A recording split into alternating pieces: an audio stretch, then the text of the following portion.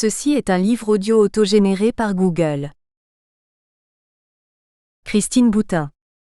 Ouverture du colloque. Monsieur le Premier ministre, Mesdames et Messieurs. C'est un grand honneur et un grand plaisir pour moi que de présider ce colloque intitulé « Peut-on se satisfaire de la natalité en France et en Europe ?» C'est la première fois que je viens dans ce superbe établissement de la Fondation Singer-Polignac. Je suis admiratif de cette architecture. Quand on est dans un environnement qui est beau, la pensée elle-même peut aller vers la beauté et l'intelligence. Nous avons donc toutes les conditions réunies pour faire en sorte que nos travaux soient productifs. Yves-Marie Lolland m'a demandé de présider ce colloque. C'est avec joie et honneur que j'ai accepté.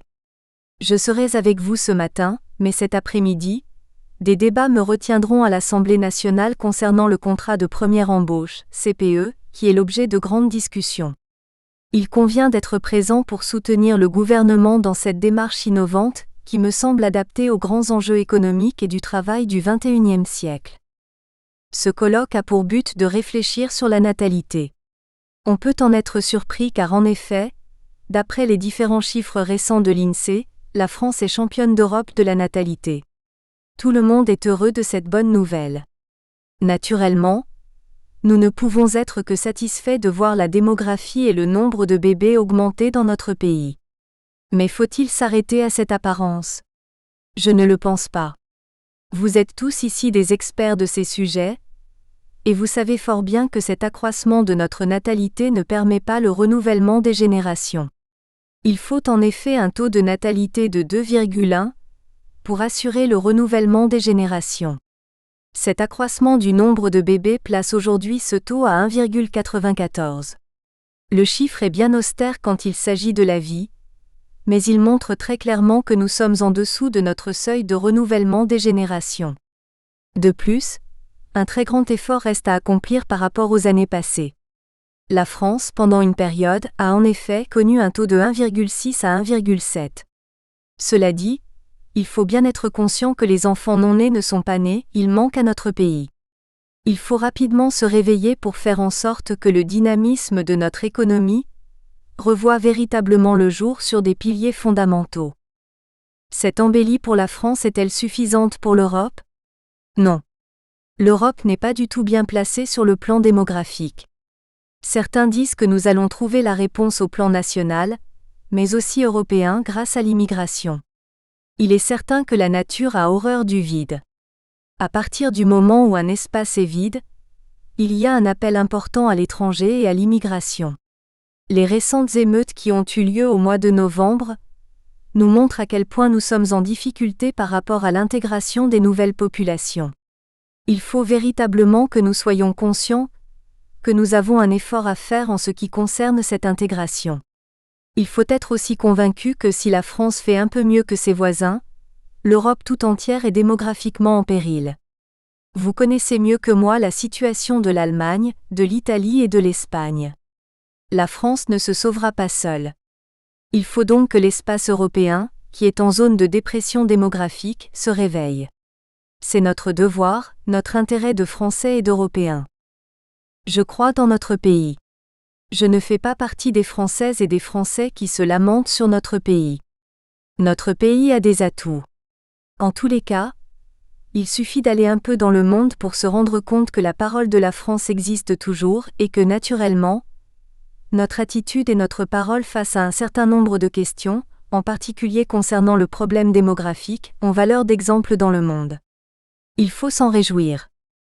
Il faut prendre acte de l'évolution de nos modes de vie, et du fait que les femmes, dont beaucoup veulent travailler, souhaitent aussi élever des enfants. Ceci impose des remises en cause dans notre organisation du travail, et dans notre rapport au temps.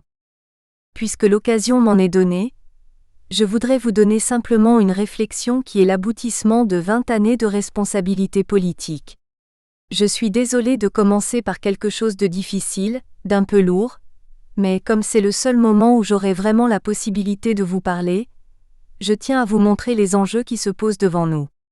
Ceci est le résultat de mes travaux depuis 20 ans. Je me suis beaucoup engagée sur la bioéthique dans les années 1992 à 1994. Je me suis beaucoup engagée sur la famille depuis plus de 20 ans comme femme, mère, citoyenne et députée. Je me suis beaucoup engagée sur le PACS et sur tous les problèmes qui touchent à l'homoparentalité, à l'homosexualité. Aujourd'hui, je suis arrivée à la conclusion suivante que je livre à votre réflexion. Par rapport aux grands enjeux du XXIe siècle, aux questions de fond qui se présentent à nous, à la mondialisation qui est un véritable tsunami, la question qui nous est vraiment posée aujourd'hui est de savoir quelle société nous voulons construire pour les années suivantes, pour nos enfants et nos petits-enfants. Je m'explique très rapidement. Depuis que l'humanité existe, elle a été fondée sur un constat basique, simple. Lorsque l'on regarde avec ses yeux un homme et une femme, on voit qu'ils sont différents. On n'a pas besoin d'être prix Nobel pour s'en apercevoir. À partir de ce constat de la différence, ont été construites toutes les organisations des différentes sociétés, qu'elles soient primitives, démocratiques ou totalitaires. Elles ont toutes été fondées sur ce constat simple et basique. Il y a une différence entre un homme et une femme. Jusqu'à présent, il y a eu superposition, union, entre le culturel, c'est-à-dire la loi, et le biologique, la nature. La nature et le culturel ont été identiques, le culturel consacrant le constat de la nature et de la biologie. Aujourd'hui, nous sommes entrés dans un monde qui dissocie le naturel et le culturel. La revendication des homosexuels qui veulent avoir des enfants et se marier correspond à cette tendance. Les homosexuels qui, naturellement, biologiquement, ne peuvent pas avoir d'enfants, demandent à avoir des lois qui leur permettent d'avoir des enfants, comme biologiquement, les hétérosexuels peuvent en avoir. C'est une dissociation forte du naturel et du culturel. Le problème ne s'arrête pas aux homosexuels. C'est là où je voudrais attirer votre attention. En réalité, pour les hétérosexuels, le combat est le même. Aujourd'hui, 80% des femmes en âge de travailler sont dans la vie professionnelle ou cherchent un emploi. Si une femme est enceinte et qu'elle cherche un emploi, elle ne le dit pas à son employeur car elle sait que si elle le dit, elle ne sera pas recrutée. Quand une femme est enceinte et qu'elle l'annonce à son chef d'entreprise, elle sait très bien qu'elle ne va pas être félicitée et qu'on la regardera d'un air un peu tordu. Ceci conduit la femme aujourd'hui à penser à sa carrière professionnelle et à remettre à plus tard le temps de sa maternité. Si bien que les hétérosexuels, les femmes et les hommes, se trouvent dans un environnement psychologique qui fait qu'on les prépare à accepter la dissociation entre le biologique et le culturel. Ceci est très fort. On a entendu parler d'un livre sur l'utérus artificiel. L'utérus artificiel sera là, chez nous, dans les 15 ans à venir. Il est même opérationnel dans certaines officines. Si bien que là aussi, la revendication des homosexuels et des hétérosexuels trouvera sa satisfaction dans la création d'un enfant, d'une personne, en dehors du corps féminin.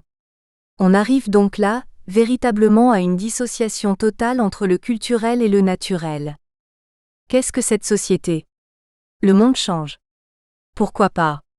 Je suis prête à regarder tous les enjeux. Mais j'affirme que si nous allons vers une société qui dissocie le biologique du culturel, la nature de la culture, le biologique de la loi, nous allons vers un état totalitaire. Pourquoi? Aujourd'hui, les enfants qui naissent sont tous le résultat d'aléas et de rencontres chromosomiques. La dignité de la personne est sur tous, petits, grands, intelligents, idiots, malades. La dignité est universelle. La société que l'on est en train de nous construire par la création d'enfants en dehors du corps de la femme, fait que ces enfants seront créés en fonction de besoins exprimés par d'autres hommes, c'est-à-dire en fonction de besoins économiques, financiers, scientifiques ou autres. Qu'est-ce qu'une société où l'homme a le pouvoir sur l'autre? C'est véritablement l'enjeu du XXIe siècle. C'est la question de fond. Je vous le dis puisque j'en ai l'occasion, il faut arrêter d'opposer le combat homosexuel et les hétérosexuels. Nous sommes tous entraînés dans cette vague. Les homosexuels participent naturellement, de façon éclatante, à cette demande de dissociation entre le naturel et le culturel, et les hétérosexuels sont préparés à l'accepter dans les années qui viennent. Il faut bien s'en rendre compte. Je suis désolée de vous dire cela, dès le début de vos travaux. Cet enjeu est important. Je peux en parler sereinement et calmement, parce que c'est le résultat d'une observation de 20 années. Je vais fêter mes 20 ans de députation dans un mois. Je le dis très simplement, très calmement. Cet enjeu est devant nous. De faut que nous en prenions conscience. Il ne s'agit pas de stigmatiser les uns par rapport aux autres, mais si nous laissons faire, nous allons vers une société totalitaire pour nos enfants et nos petits-enfants. Voilà ce que je voulais vous dire. Une nouvelle idéologie est en train de se développer. Il est indispensable que nous affirmions notre confiance dans l'homme. Toutes les organisations de société ne valent que pour autant qu'elles sont ordonnées à l'homme, à la personne humaine. Si nous n'avons pas cette exigence, si nous ne voulons pas, si nous ne mettons pas en place des lois qui permettent cette reconnaissance, nous préparons à nos enfants et à nos petits-enfants des moments très difficiles. Ce colloque participera à cette réflexion. Il est indispensable de satisfaire la natalité en France et en Europe. Vous connaissez tous les enjeux, en particulier des pays émergents. L'Afrique, la Chine et de nombreux pays ont au niveau démographique un dynamisme qui risque de nous écraser. Il est temps de se réveiller. Je remercie les organisateurs de ce colloque de nous permettre d'y réfléchir profondément. Yves-Marie Lolland. Introduction. 2 événements parus dans la presse ces derniers temps ont certainement dû retenir votre attention comme celle du grand public. 1. L'un est la publication par l'INSEE du nombre des naissances enregistrées en 2004 en France.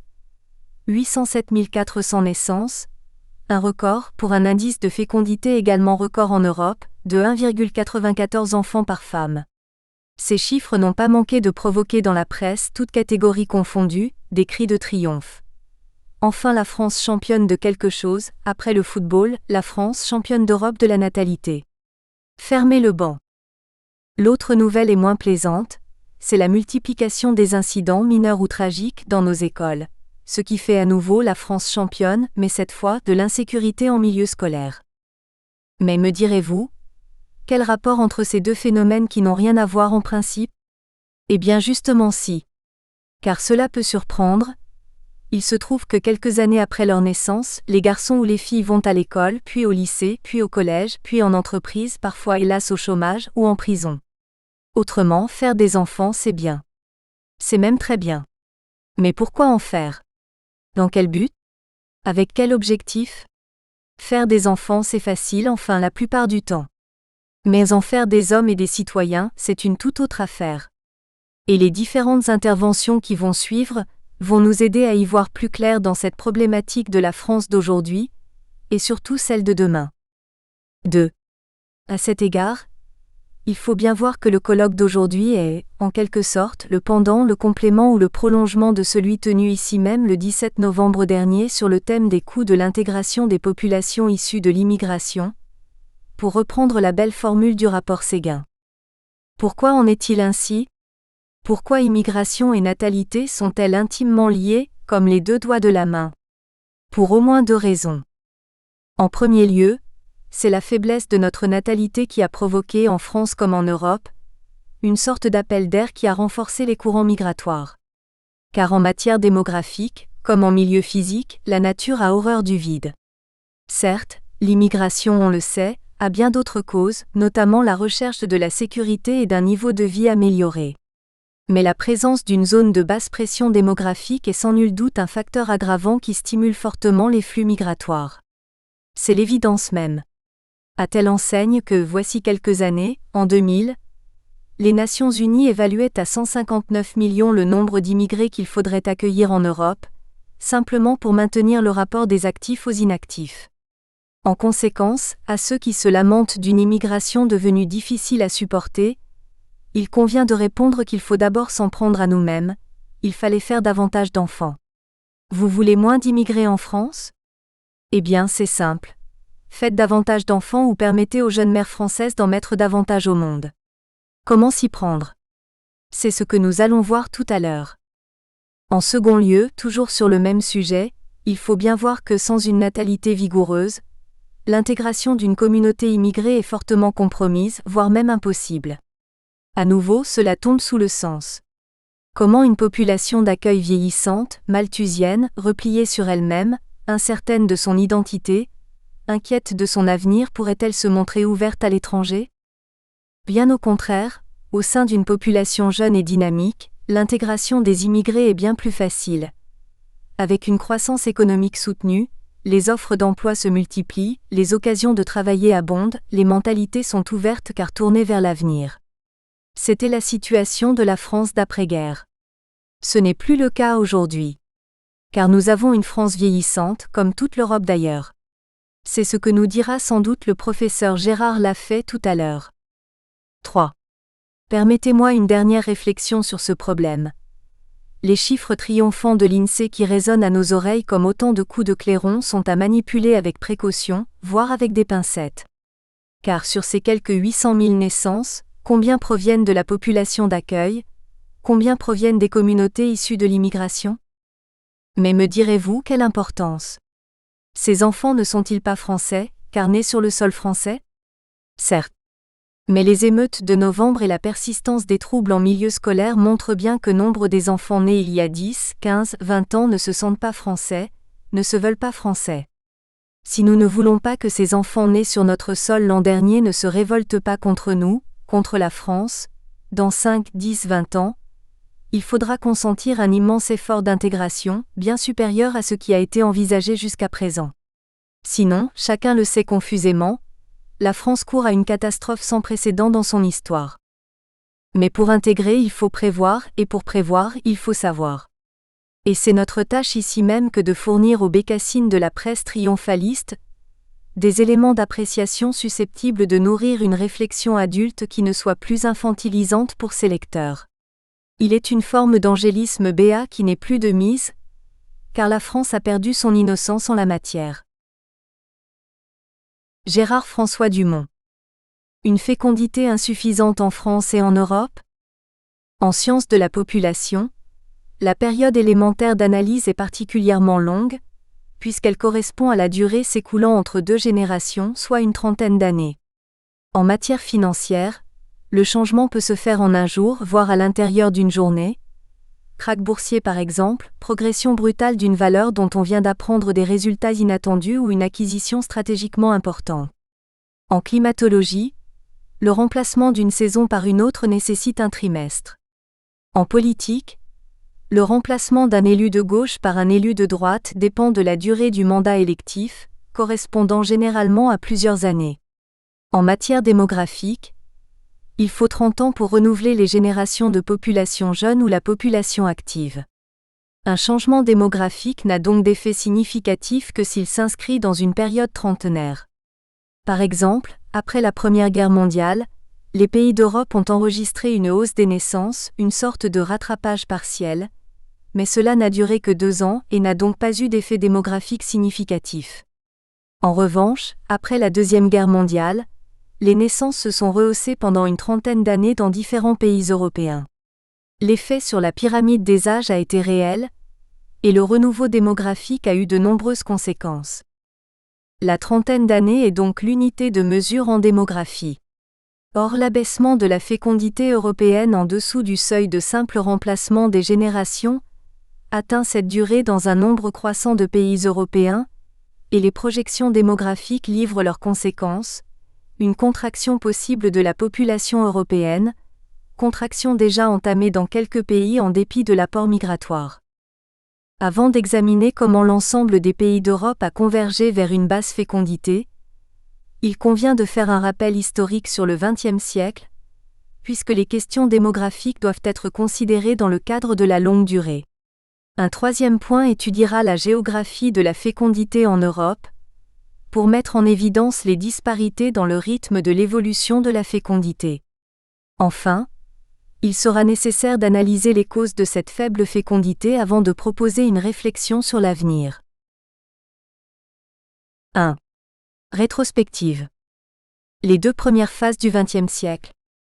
La place démographique de l'Europe a profondément changé au XXe siècle.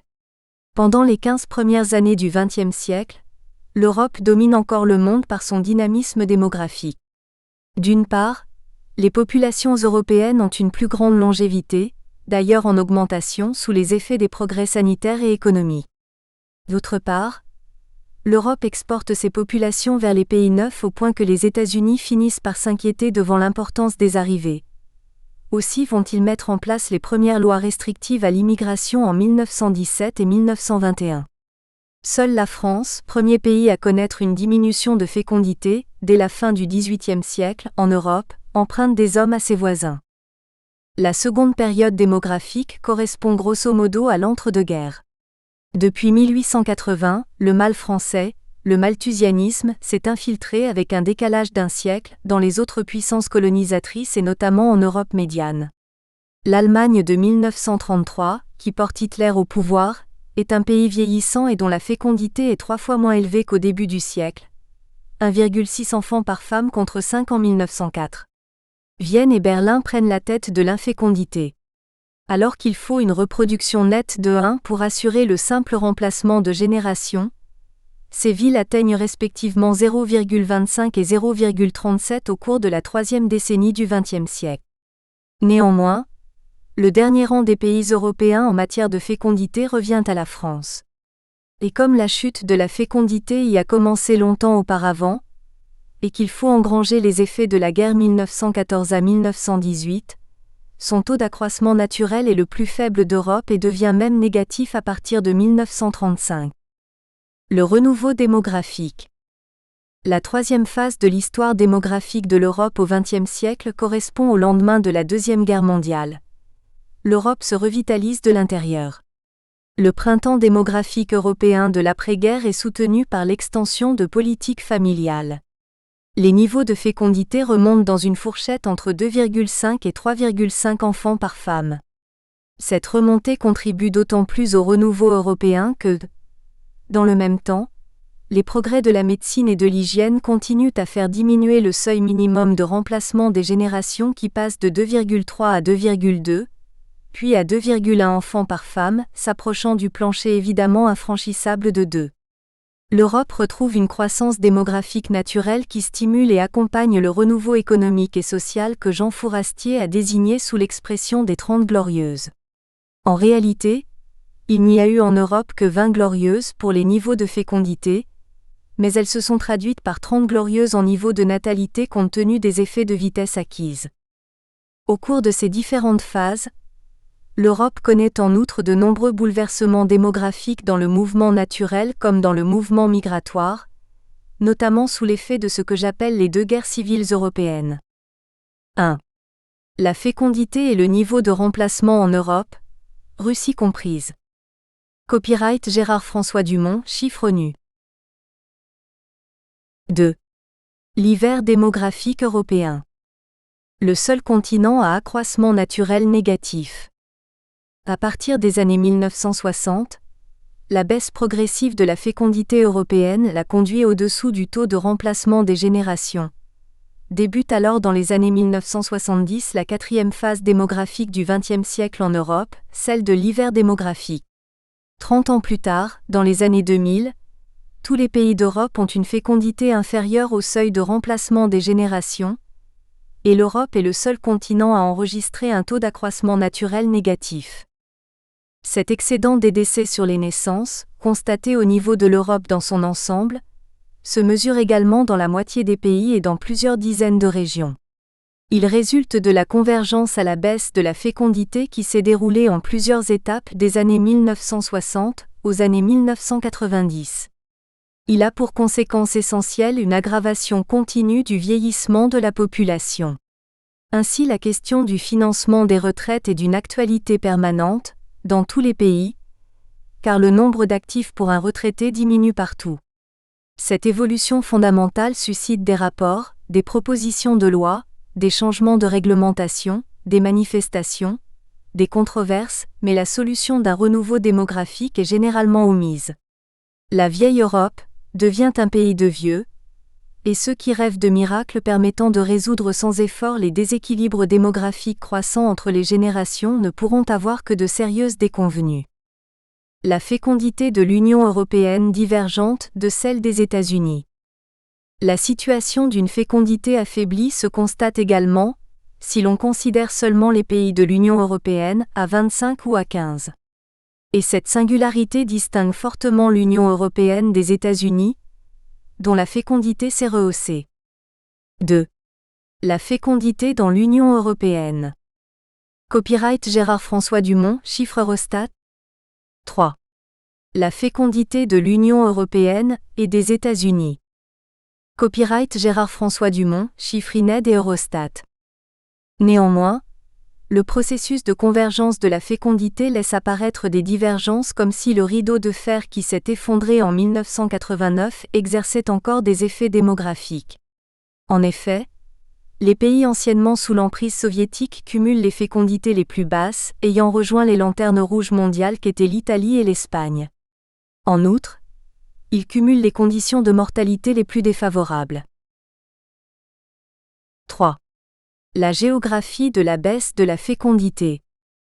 Depuis les années 1960, les populations d'Europe ont donc toutes abaissé leur fécondité, cause directe de l'accroissement naturel annuel négatif constaté depuis le milieu des années 1990. L'Europe se présente donc comme le continent du non-remplacement des générations. Examinons comment s'est effectuée cette convergence à la baisse. 3 temps à l'ouest. Lors de la renaissance démographique générale enregistrée en Europe, après la Deuxième Guerre mondiale, les pays européens connaissent des écarts de fécondité ne correspondant pas à la coupure politique qui vient d'être imposée. La fécondité la moins élevée se constate dans un large couloir central allant de la Suède à l'Italie, comprenant des pays de l'Ouest, Allemagne de l'Ouest, Autriche, Suisse, Italie, Grèce, comme des pays du bloc soviétique, pays baltes, Allemagne de l'Est, Bulgarie mais aussi Ukraine. Les autres pays européens, jusqu'au milieu des années 1960, supplantent en fécondité les pays de cette zone centrale. Ensuite, la baisse de la fécondité suit une géographie diversifiée conduisant à sa généralisation à l'ensemble de l'Europe selon un calendrier en 4 étapes. La première se situe dans les années 1960. Chaque année, un ou plusieurs pays enregistrent une diminution des naissances par rapport à l'année précédente. La Belgique en 1960, les Pays-Bas, l'Espagne et l'Italie en 1965, le Danemark et la Suède en 1967, la Norvège en 1970, puis la France en 1975. La fécondité commence à s'orienter nettement à la baisse, surtout en Europe septentrionale. La Finlande, la Suède et le Danemark passent en dessous de 2,1 enfants par femme en 1969, mais la fécondité moyenne de l'Europe reste à cette période supérieure au remplacement des générations. Le début des années 1970 ouvre une deuxième étape du calendrier européen de baisse de la fécondité avec l'augmentation du nombre de pays dont la fécondité passe en dessous de 2,1. Le Luxembourg en 1970, l'Autriche et la Belgique en 1972, le Royaume-Uni en 1973.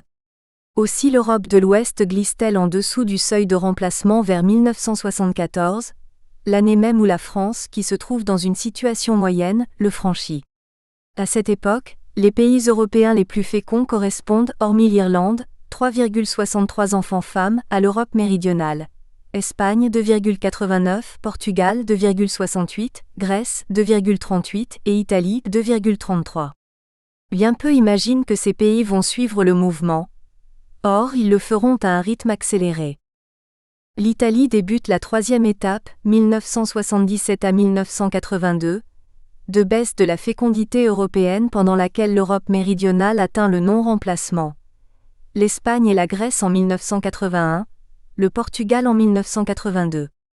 Un seul pays de l'Ouest reste alors dans une situation singulière, l'Irlande, dont la fécondité se situe encore à 2,95 enfants par femme en 1982, puis tombe en dessous de 2,10 enfants par femme en 1991. L'évolution singulière de l'Europe soviétique. Durant les 3 étapes citées ci-dessus de la convergence à la baisse de la fécondité en Europe de l'Ouest, la situation des pays se trouvant sous influence soviétique reste originale. Il s'agit de sociétés fermées aux mouvements migratoires, à l'exception de quelques travailleurs des pays frères, aux flux touristiques, aux sources d'information occidentales. La majorité de la population ne peut s'approvisionner en outils contraceptifs modernes. Les pouvoirs publics décident de mettre en place, comme instrument de contrôle des naissances, l'avortement. Son nombre dépasse souvent celui des naissances et le taux d'avortement atteint parfois 3 ou 4 pour une naissance. Les comportements de nuptialité restent semblables à ceux des années 1950, et le calendrier des naissances continue de laisser la place à une natalité précoce. Néanmoins, l'évolution apparaît chaotique, car les politiques autoritaires sont mouvantes et viennent parfois changer brutalement les conditions démographiques. Ainsi, l'avortement, qui avait été légalisé progressivement dans les différents pays soviétiques à partir de 1955, fait l'objet de diverses restrictions sans mise en œuvre d'autres outils de contrôle de la fécondité. La décision la plus spectaculaire intervient en octobre 1966 en Roumanie, avec la suppression sans préavis de l'avortement légalisé, ce qui entraîne un doublement des naissances en 1967 par rapport à l'année précédente. La possibilité d'avorter se trouve également réduite en Bulgarie en 1968 et en Hongrie en 1973, car ces pays s'inquiètent de la diminution de leurs naissances. Là où la fécondité est la plus faible, comme en Allemagne de l'Est, dont la population a aligné depuis 1945 son comportement sur celui de l'Allemagne de l'Ouest, les gouvernements mettent en œuvre des politiques qui favorisent une reprise de la fécondité, 1976 et années suivantes. Contenue sous le régime soviétique, la fécondité résiste généralement à la baisse dans les pays de l'Est. Puis, avec l'implosion des régimes communistes, elle descend à un rythme record pendant la période 1989 à 1992, quatrième étape de la convergence des fécondités européennes. 4. La typologie calendaire de l'évolution de la fécondité en Europe. Copyright Gérard Français-Dumont, chiffre Eurostat Conseil de l'EUM. La France également sous le seuil de remplacement.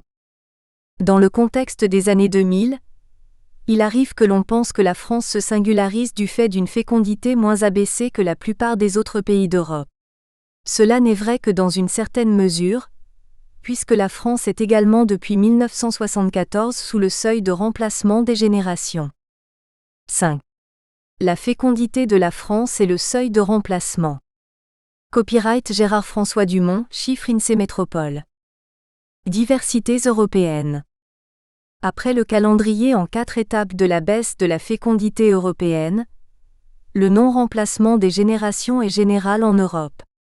Néanmoins, le bas niveau de fécondité atteint à la fin du XXe siècle n'est pas équivalent selon les pays.